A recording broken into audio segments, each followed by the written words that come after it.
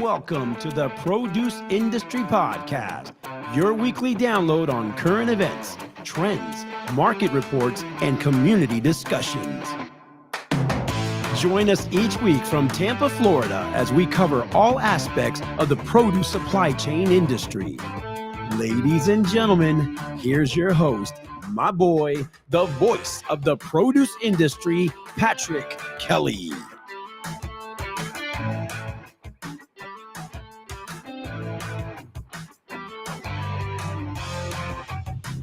Hey, produce people, welcome back to the Produce Industry Podcast.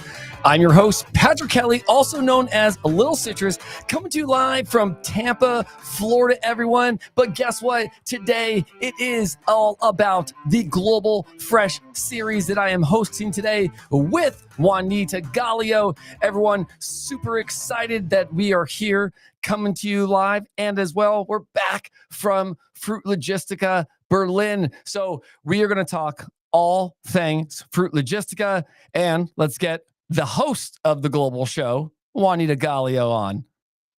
Hey, Patrick. Thank you for that intro and that music. I want that music on my show. I was dancing away to it. It really got me going. Well, listen, if I could be the producer, host, and creator for you, it's what my life inspires to be. Yeah, I mean, seriously. Up. So we have a great lineup today with you and I and a really fantastic guest that I can't wait to get to. But before we get going with the show, we have some fabulous sponsors that we'd like to recognize that support our Global Fresh Series show. Our first-class sponsor is proudly Canadian Peak of the Market. They're a privately owned company that does an amazing job connecting their proud farmers with quality produce for their caring consumers. They provide everything between A to Z, but be sure to check out their creamy yellow potatoes that are packed with vitamin B6 and antioxidants. Next, we have ZAG Technical Services, the leading cybersecurity provider that keeps your IT network safe and secure. Make sure to check out their new website that has just come on board.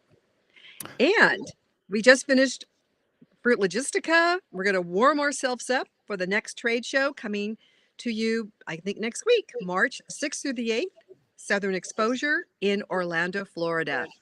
Make sure to join us. The Produce Industry Network team will be walking the show. You know, Juanita, what's great about this is you mentioned the cybersecurity, and I always love talking about sponsors, but I love it when I see outside of the industry stuff happen. So everyone, if you have not heard, Ag Life Media is formed. It is a new corporation out of Florida, Tampa, Florida, where I now live and where the podcast resides.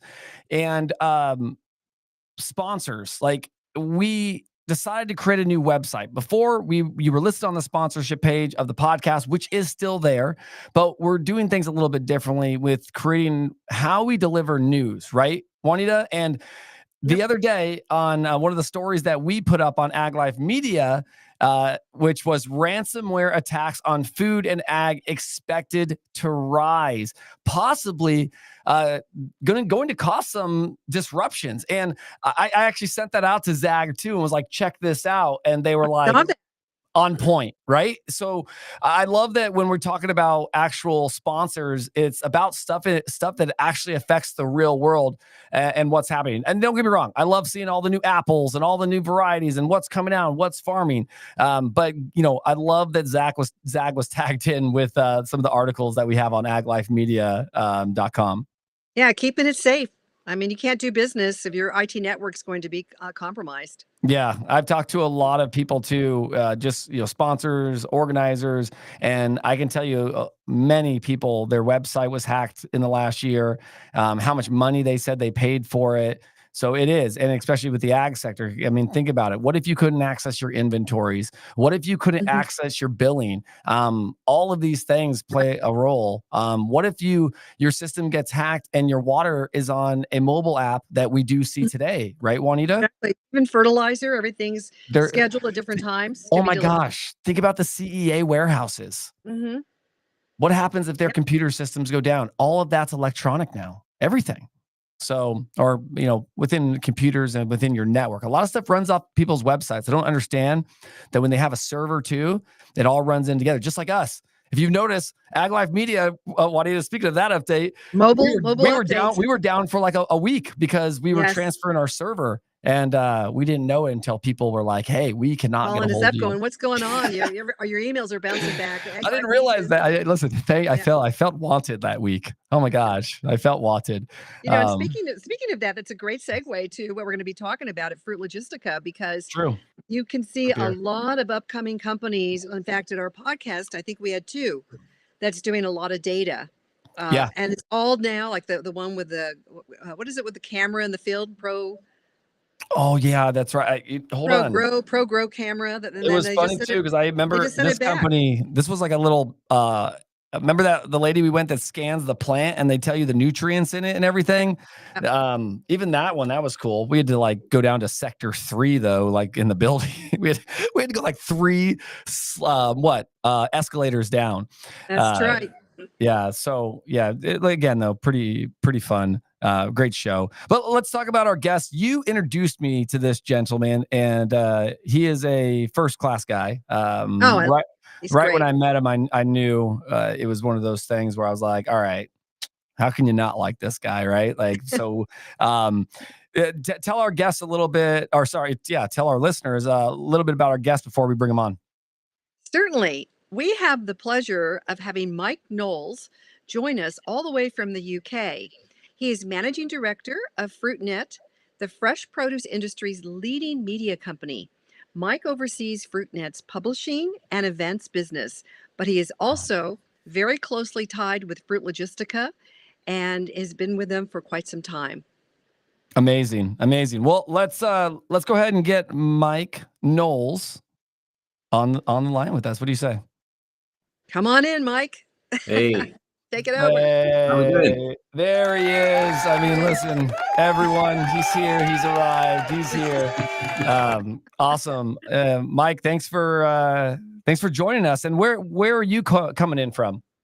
Well, thanks for having me. I'm in Winchester, which hundreds of years ago, down in the south of England, was the capital of the country before it was England, when it was being kind of rampaged by Vikings and that kind of thing. It's a lovely little kind of historic city, very small city, lovely part of the world, and quite near Southampton, where a lot of bananas come into the UK, just to give it a produce angle. So I'm actually hoping to go and visit Southampton soon and see bananas coming in by train and going to the middle of the country by train, which would be quite a feat. I love it. That's great, man. That is always produce going on, you know. Listen, and that's what I think I liked about you, and I just we don't want to start off with what we don't like about you. Like, we got to talk about what we love about you, right? Like, and I think that's what I did enjoy the most of our conversation is, I'm not a media guy. I guess I am now, right? But a lot of journalists, right? A lot of media companies, they don't know the supply chain, or they don't know the kind of that art of the fruit, the vegetable. And so when I hear things like you're going to go visit the farms, or you're going to go visit where they come in, and you're going to go see these things, and you talked about that in our first conversation, some of the things that you do is like, that's what I like the most, is like, because, how can we report on something if we don't truly know what's going on either, right? So it's good to be out in the field, literally, right? As we have a media right in the company. dirt. Yeah, seriously.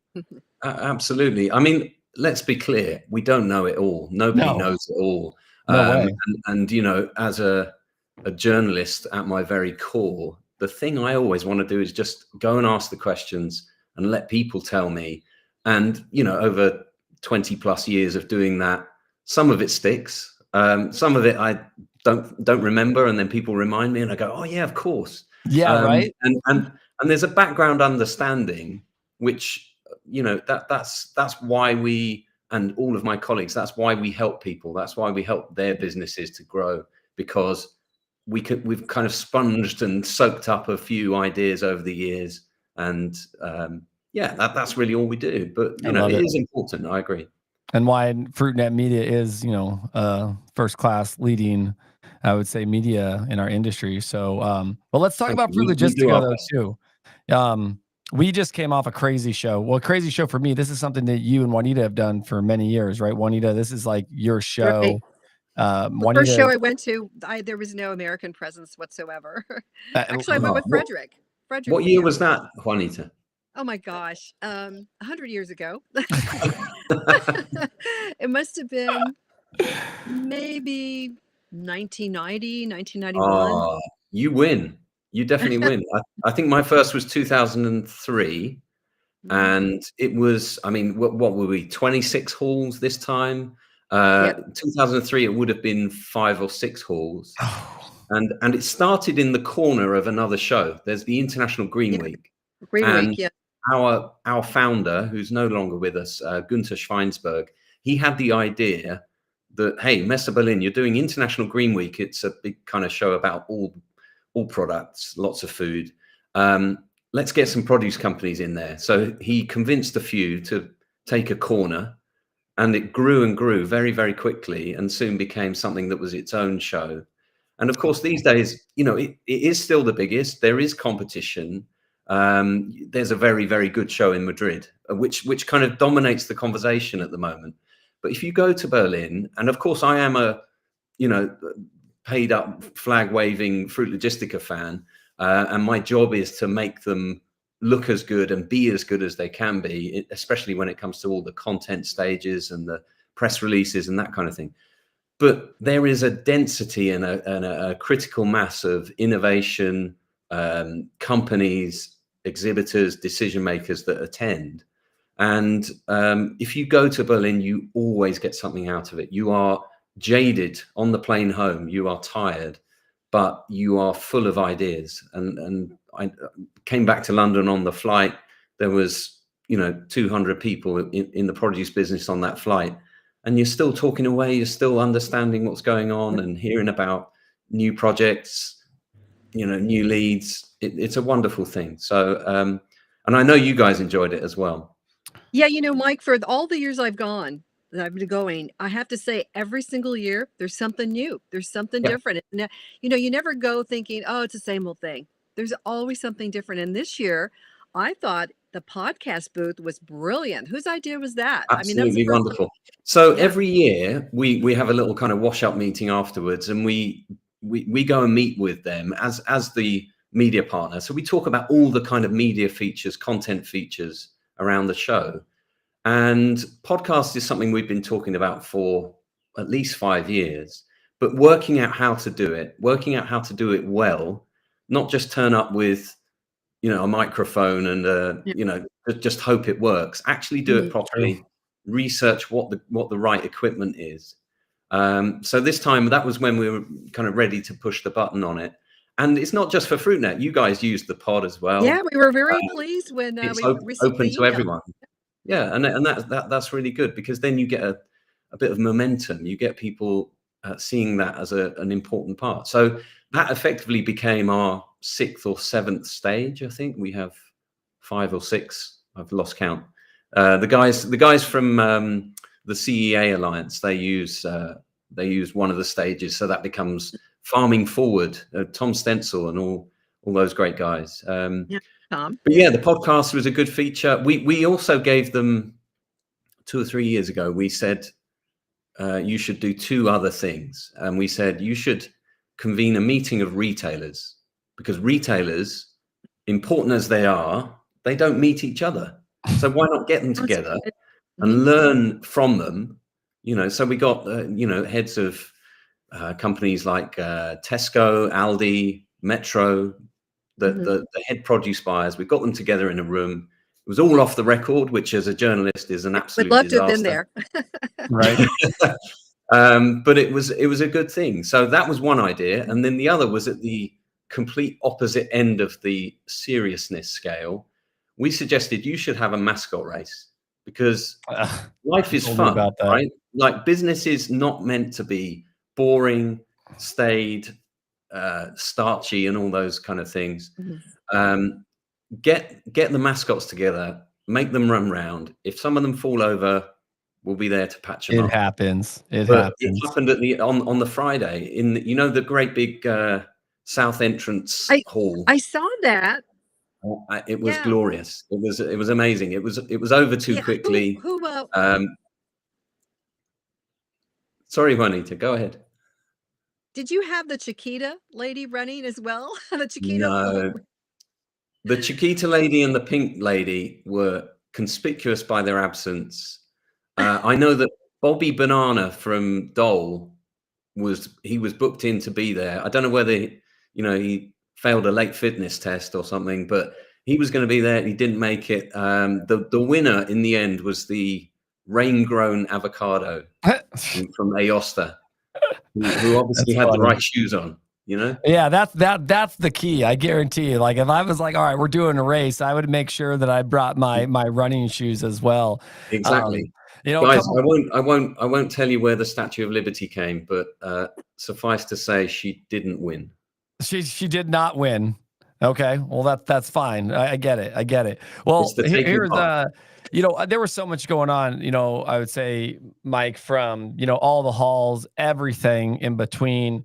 There was just so much going on, and I think that we could go on and talk about a lot of where it was, how it went, where you left, and I think that's important, right? But I really want to start thinking about as we go into break and we come back, everyone.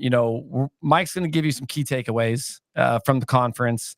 And, obviously, things that they're doing at Fruitnet. Juanita's going to do the same. And I think, like I said, that collaborative effort of showing people what they can expect if they go to a show like this. What are those key takeaways and some of the things that we had fun with? So we'll take a quick break. We'll hear from some of our sponsors and we will be right back. 120 years ago, in Groningen, the Netherlands, a small produce business began, trading fresh local fruits. By the 1930s, the Vandenberg family moved to Rotterdam, Europe's burgeoning fruit hub. But when the 1940s brought turmoil, they fled to America, rebuilding their legacy in fresh produce. In 1958, Jack Vandenberg became a trailblazer, importing fresh Chilean fruit to the US, opening doors to global flavors.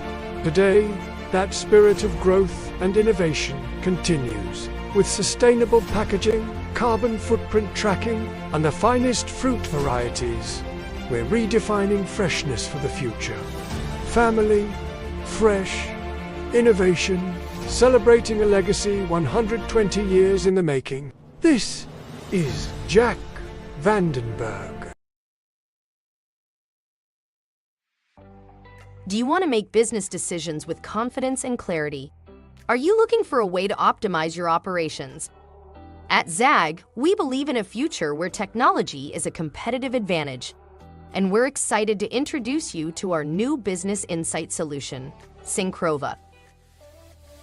Syncrova is more than just a business solution. It's the first step in tapping into the ag industry's newest commodity, your data. With an unwavering commitment to innovation, we've created a tool that allows you to make informed business decisions faster by simplifying data extraction from complex ERP systems like Famous.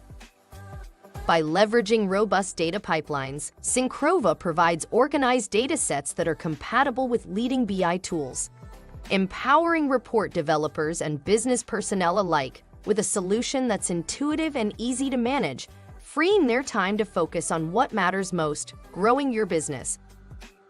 The future of ag is data-driven, and Syncrova is your key to harnessing the power of your data.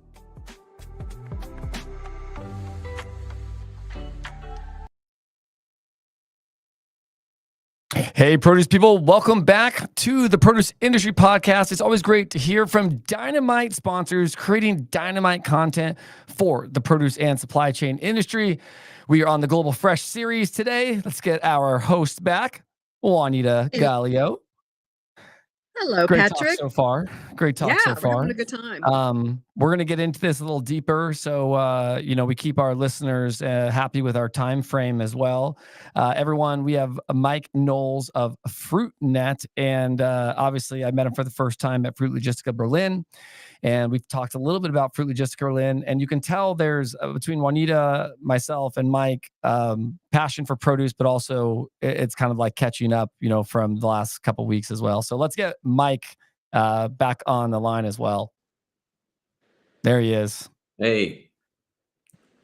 I'm excited for another 15 minutes to spend with you, my friend. Okay. That's what I'm most excited about right now. But for our listeners though, let's talk about, Fruit Logistica in a whole. And I can tell you, I'll start off with the first kind of key takeaway, which for me, being a speaker this year, I got to go into the Fresh Produce Forum. And what I noticed was with each, I would say, hall, there was a forum for each hall that had a set of speakers. What I loved about that was it gave me the option, if I'm in a hall and I'm visiting somebody and there was a speaking event going on, I could pull up the app, I can check it out and go, oh, you know what, I'll stay an extra 10, 15 minutes. So one of my key takeaways, of the conference was being able to learn something that I didn't think I was going to, right? So when you think about coming to this conference, you're like, I have objectives. We got to get sales. We got to get buying. But I'd never thought to myself that I'd be walking through a hall, and when I needed to take that break, I was by that Fresh Forum, and I got to sit and possibly learn about blockchain technology within groves, right?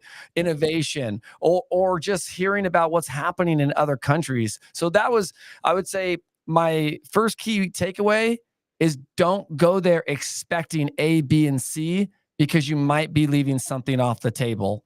That's what I would say about Fruit Logistica being there. Mike, what about you? Yeah, I agree with that. I mean, I'm biased, but we are immensely proud of our content program there. We think it's the best in the world.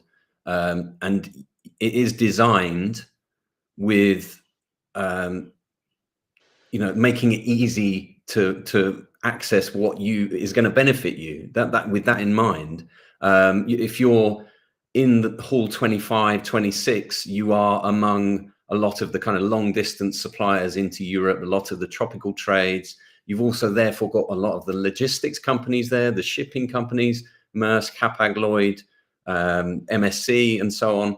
And right there, you've got a stage which is all about logistics. So the people who are passing by are the ones who are going to find that interesting, generally speaking. And that's why, as you say, we've got stages dotted around, and thematically they do fit in with what they are next to. So you've got the startup world, you've got lots of tech and futuristic stuff being talked about there as well. Yeah, it was cool. I think in terms of an actual takeaway, what was my kind of top of my list of what I took away, it really feels like the moment where data technology, the much talked about AI, is moving into the mainstream. And by that I mean the kind of technology that can be crowdsourced. So growers can use it on their smartphone. People in the pack house can use it on their smartphone. And it can be things like quality control. So whereas in the old days, you'd have to have some really, really expensive kit, the cost is being shared out a bit better, I think, with this new technology. So for example, somebody in a pack house can just have an app and point it at their produce, and connected to that app is a huge, huge amount of knowledge in databases somewhere, but a huge amount of expertise about what looks good, what isn't good, whether this product is right and meets the right criteria or not, all hooked up to, the kind of certification schemes, the retailer demands, the consumer yield, consumer demands, the consumer demand in the market as well. Sorry. So there are things in production where it's fighting diseases, it's fighting bugs. All of these things seem to be moving towards, it's on the smartphone. It's accessible, and I think that's a wonderful thing. So that was really That's kind great. of my headline trend, as it were. Yeah, no, agreed. What about you, Juanita? I definitely piggyback off both of your comments, and especially to see how much technology has really encroached into the fresh produce section year after year. I mean, 3 years ago, it looked as though there was a lot more private equity walking the floors. I didn't see that this year, even last year. it's been the technology groups that have really increased. And I really wanted to spend more time on the bottom floor to see some of these companies, because it is really amazing the high tech value they're giving to the produce industry. And also, now the fresh produce industry is on a steep learning curve, because they're realizing that they have to really step up to this. Otherwise, they could lose out if someone else is able to use this technology to increase their yields, really find out more about the soil content, hydration, also preventing disease. The companies that are able to adapt to this the most and quickly move on it will be highly competitive versus other companies that are not picking it up quickly. And as much as I love my fresh produce industry, we are very resistant to change, and change, especially with technology, takes time. But once they get the hang of it and they realize that it's just a matter of using your mobile app, I think that it will tend to come more and more. Yeah, I agree. And what would you say your takeaway was from all that as well? Every time I have a schedule in terms of who I want to see and what I want to do, it never happens because we just get so busy. So I would say, take the best moments you can. Don't stress if you didn't get to. I mean, there's probably 3 or 4 booths I had planned to see. I just didn't get to them. But follow up with the people, let them know you're there, and enjoy the show as much as you can, and absorb it like a sponge, because there is so much. I agree with that. I 100% agree with that. I know, people have called me because they're like, dude, how'd the show go? What's going on? We didn't see like your normal, videos and all this different stuff when I go to shows. And, I was like, hey, listen, I was overwhelmed. And they were like, how? PK was overwhelmed. I was like, yo, I was overwhelmed. And really, I had so many meetings, and I'll tell, you, Mike, what I told Juanita was, if I have a choice to do podcasting next year, or not, right, I might take the choice and not do it, because I missed out on a lot of different things, because we set meetings and we did, this, Mike, with interviews, people run late, they're in business, other meetings. So, there was times that we waited there, right, Juanita, for an hour and someone didn't show up. And then it turned into, oh, well, now, or then they showed up and then I had to push another meeting because we were podcasting. So, I say that, like, the show was so big and I maybe accomplished, I probably walked 30% of it, right, going from hall to hall, but I probably only really explored less than 10% of the entire show. So, it's Juanita's point, right? Like, as I say, my key takeaway for the first was, expect, the unexpected, right? Don't think you're going there for one thing. Juanita's is like, also, like, even though you have a schedule, like, maybe be fluid with your schedule, right? And but I agree. And then totally agree with you, Mike, on the technology side, that technology is becoming more accessible for everyone. One thing that I always got to say is, when it comes to technology, though, these new platforms, these new people, a lot of them, and Mike, and this, Juanita, they have these investors, right? Because they've got this great, right, idea. But do your research on a lot of these companies, because again, you always ask the references of their customers and who they're dealing with, because we've had so many tech companies that started in 2018 and they were gone in 2021, right? And so always look at that as well, when you're thinking, because there's so much to look at with the digital transformation. And this show is huge. I mean, I could probably tell you a million takeaways too. But one of the other takeaways I'm going to say, for my second one, is be genuine, be yourself. This group within the international community can read you like a sore thumb, right? They if you're fake, they know it, right? And I saw that because there was a booth Juanita and I spent 2 hours at, and I'm not going to tell you who it was, but we had a great time. And I will tell you, like, I was watching the other tables, and if some people were coming in, Mike, like rigid, or they didn't really know, man, that meeting would be over in like 15 minutes.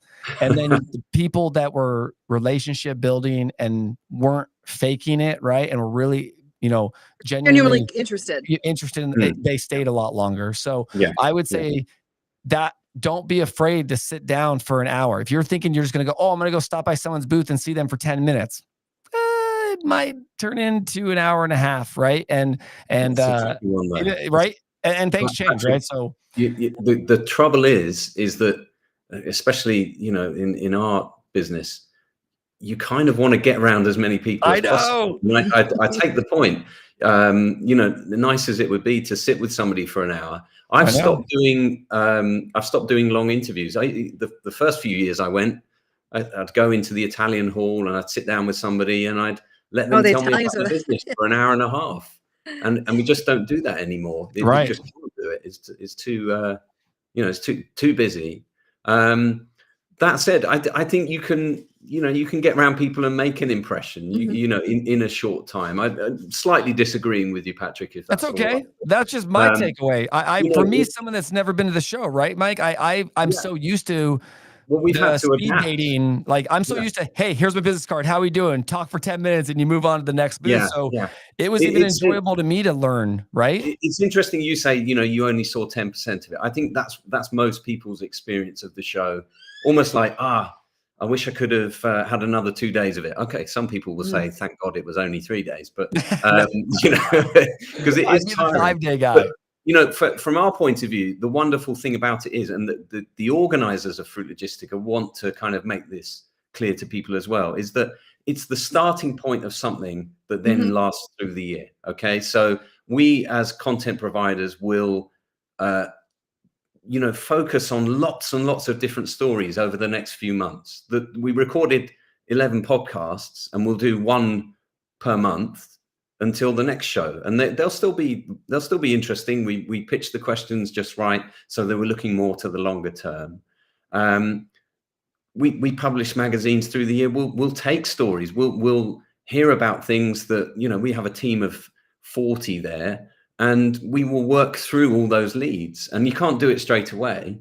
It has to be a kind of lasting nourishment in terms of the content through the year, and that's it doesn't all have to be done in an instant, is what I'm saying. Agreed. Totally agree. Well, I was very interested to see it through someone's first time eyes. And as I mentioned in my podcast last week, going with Patrick for his first time to Fruit Logistica, he was like taking your child to Disneyland for the first time. I think you could tell him what it's about, but it's not until you actually get there and see his oh my God, this is just he said to me, it's overwhelming. And another interesting point that Patrick, that you made, which I found amusing, is he's used to going to trade shows and he can't even walk in the door and walk down the aisle very far because everyone knows him. Everyone's running up to him, hi, talking. And there he had the experience of, I don't know anyone here. I think they'll know him now, though, won't they? I don't know. I mean, if they do, I did get a lot of compliments on my shoes because I always have the shoes.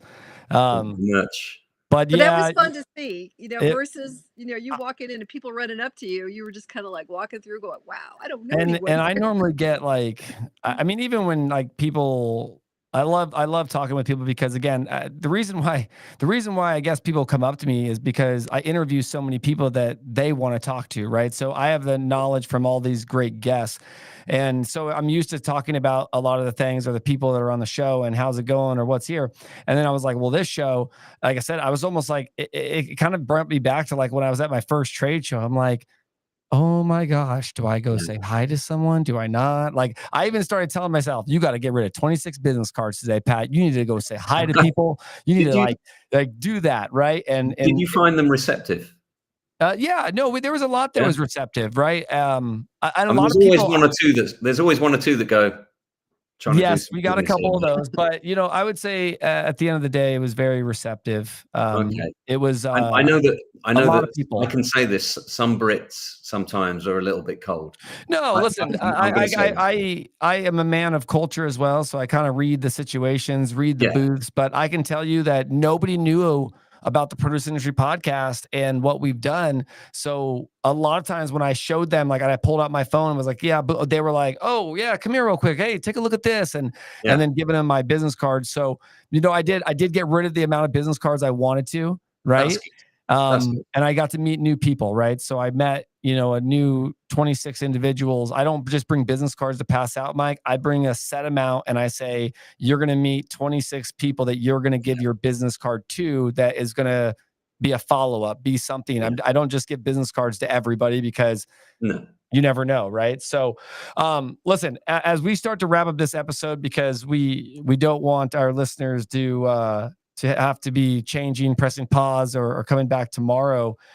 We gave some good key takeaways, Mike and Juanita. And, one thing, as we're just talking about Fruit Logistica Berlin, everybody's going to have a different opinion. They're going to see it different through their eyes and give a different perception of what and how they made the show. But, Juanita, I'm going to give it to you before we close with Mike. But if you were sitting there telling, you're mentoring, the younger generation of why they should go to this show, what is that main reason, and how would going to Fruit Logistica help with their career? Primarily, as we have seen, fruit and vegetables, the fresh produce industry has become increasingly global.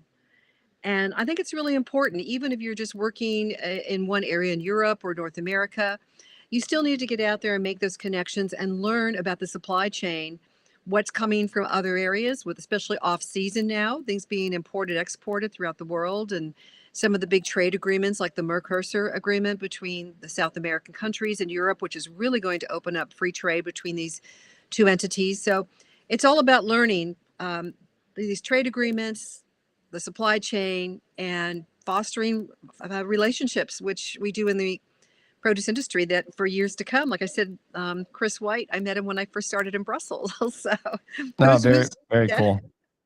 Very cool. And Mike, I know you're allowed to be biased, my friend, because you're part of that show. So tell us, like I said, you've convinced me. I mean, Juanita convinced me to come. I'm hoping to come next year, but you've got a newcomer coming out. What are you telling them why to come to Fruit Logistica? Well, there's two things. There is a myth that Berlin is not a fun city to go to in February because it's too cold. Just take a coat. You'll be fine. It's a wonderful place to go. It's got great food, great city to be in, good nightlife if you want it, a real buzz. And then when you're in the show itself, it is rammed with fresh ideas. It is absolutely packed with innovation. Those beautiful, red oranges that won the Fruit Logistica Innovation Award. That was Amfresh's Onyx. Yep. Absolutely wonderful products. You've got companies like Sinclair who've developed a label that will compost at home, so it's not going to damage the environment. All of these things are adding up to a huge mass of innovation, and you don't get that anywhere else. I agree. I definitely agree. I love it. And Mike, I appreciate you coming on the show today. The Produce Industry Podcast's Global Fresh series. And I know, again, we could talk for hours, everyone, but we want to give you enough just to keep you interested. And again, reach out. We'll put Mike's information, his company information in the description, the Fruit Logistica's notes as well. We will put in the description as well, because we want you, again, just like Fruit Logistica, to execute after the fact. See who you meet with them, but build a relationship to where you can follow up and figure out how to do business or to learn more about each other. So Mike, I appreciate you coming on the show, my friend, and look forward to seeing you soon. And thank you so much. See you soon. Yes, thank you, Mike. Great to see you. Juanita, always great to co-host with you. I love it. I think it's time that we start to close this I get to out. dance again. And really excited to where we're going in 2025. And there's so much more to come. We'll see you at SCPC, Viva Fresh, CPMA, and a few others. So as we say on the Produce Industry Podcast, We will see you